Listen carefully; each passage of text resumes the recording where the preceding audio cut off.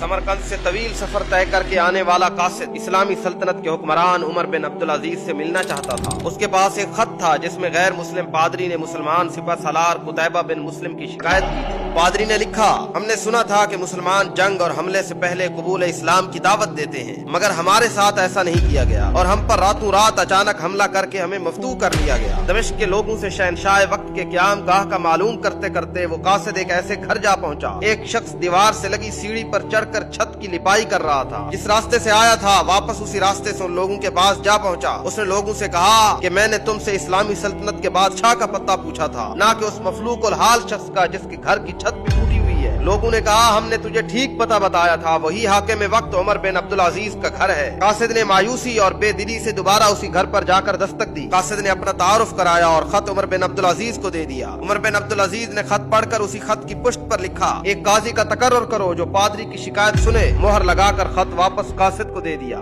समरकंद लौटकर कासिद ने खत का जवाब और मुलाकात का हवाल जब पादरी को सुनाया तो पादरी पर भी मायूसी छा गई। उन्हें यकीन था कि कागज का ये टुकड़ा उन्हें कोई फायदा नहीं पहुंचा सकेगा, मगर कोई और रास्ता भी नहीं था। चुनाचे खत लेकर डरते डरते अमीर लश्कर और हाकिम समरकंद कुतैबा बिन मुस्लिम के पास जा पहुंचे। कुतैबा ने खत पढ़ते ही फौरन एक काजी का तयन कर दिया। काजी ने पादरी से पूछा, क्या दावा है तुम्हारा? पादरी ने कहा, कुतैबा ने बगैर किसी पेशगी इतला के हम पर हमला किया। काजी ने कुतैबा को देखकर पूछा, क्या कहते हो तुम इस दावे के जवाब में? कुतैबा ने कहा, काजी साहब, जंग तो होती फरेब और धोखा है। समरकंद एक अजीम मुल्क था। उसके कुर्ब जवार के कमतर मुल्कों ने ना तो हमारी किसी दावत को मानकर इस्लाम कबूल किया था और न ही जिजिया देने को तैयार हुए थे, बल्कि हमारे मुकाबले में जंग को तरजीह दी थी। हमें पूरा यकीन था ये लोग भी लड़ने को ही तरजीह देंगे। हमने मौके से फायदा उठाया और समरकंद पर कब्जा कर लिया। काजी ने कुतैबा की बात को नजरअंदाज करते हुए दोबारा पूछा, कुतैबा मेरी बात का जवाब दो, तुमने इन लोगों को इस्लाम कबूल करने की दावत दी? कुतैबा ने कहा, नहीं काजी साहब। काजी ने कहा, मैं देख रहा हूँ कि तुम अपनी गलती का इकरार कर रहे हो। अल्लाह ने इस दीन को फतह और अजमत, अदल और इंसाफ की वजह से दी है, न कि धोखाधड़ी और मौका परस्ती की वजह से। मेरी अदालत ये फैसला सुनाती है कि तमाम मुसलमान फौजी बिमा अपनी बीवी बच्चों के अपनी हर किस्म की अमलाक और माले गनीमत छोड़कर समरकंद की हदों से बाहर निकल जाएं और समरकंद में कोई मुसलमान बाकी न रहे। पादरी जो कुछ देख और सुन रहा था वो नाकाबिल यकीन था। चंद घंटों के अंदर मुसलमानों का अजीम लश्कर शहर छोड़कर जा चुका था। समरकंदियों ने अपनी तारीख में ऐसा कभी नहीं देखा था जब ताकतवर फातेह कौम कमजोर मफतू कौम को यूं दोबारा आजादी बख्श दे। तारीख गवाह है कि थोड़ी ही देर में पादरी की क़यादत में तमाम शहर के लोग घरों से निकलकर लश्कर के पीछे सरहदों की तरफ दौड़े